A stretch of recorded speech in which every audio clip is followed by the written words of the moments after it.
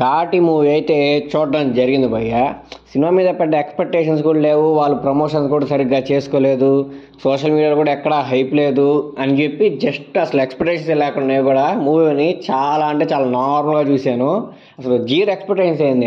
Zero కంటే లో మైనస్లో ఉంటాయి కదా నెంబర్లు, అలాంటి ఎక్స్పెక్టేషన్స్ అయితే మూవీ చూశాను అనమాట. కానీ మూవీ చూశాక ఆ మైనస్ ఎక్స్పెక్టేషన్స్ పెట్టుకోకుండా తప్పేమో అనిపించింది నాకు.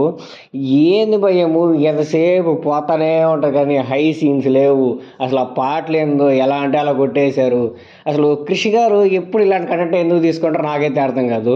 అప్పుడెప్పుడో కొండ పొలం అన్నాడు, అదే కొండలోనే తీసాడు.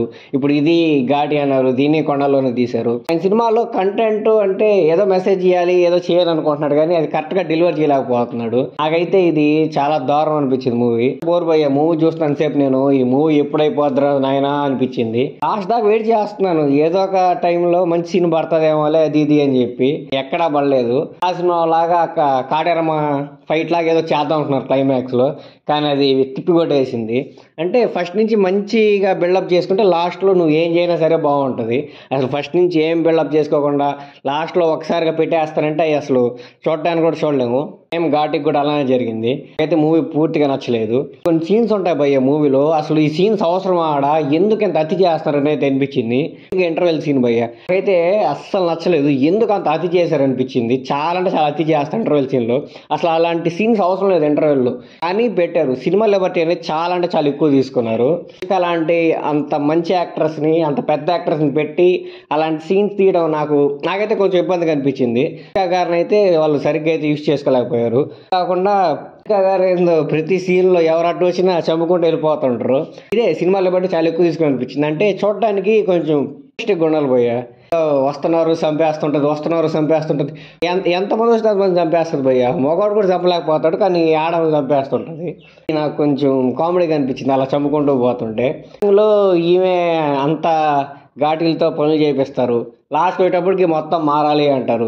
అది ఎందుకు మారాలనుకుంటున్నారు ఏంటంటే మధ్యలో ఏదో ట్విస్ట్ పెడతారు. ఫస్ట్లోనే ఉంటే జరిగేది కాదు కదా. ఏదో భయ్య మూవీ నాకైతే ఏం నచ్చలేదు. పక్కన పోతా ఉంటాడే కానీ అది అంత గొప్పగా అయితే ఏం లేదు మూవీ. అనుష్క గారికి పడాల్సిన మూవీ అయితే కాదు.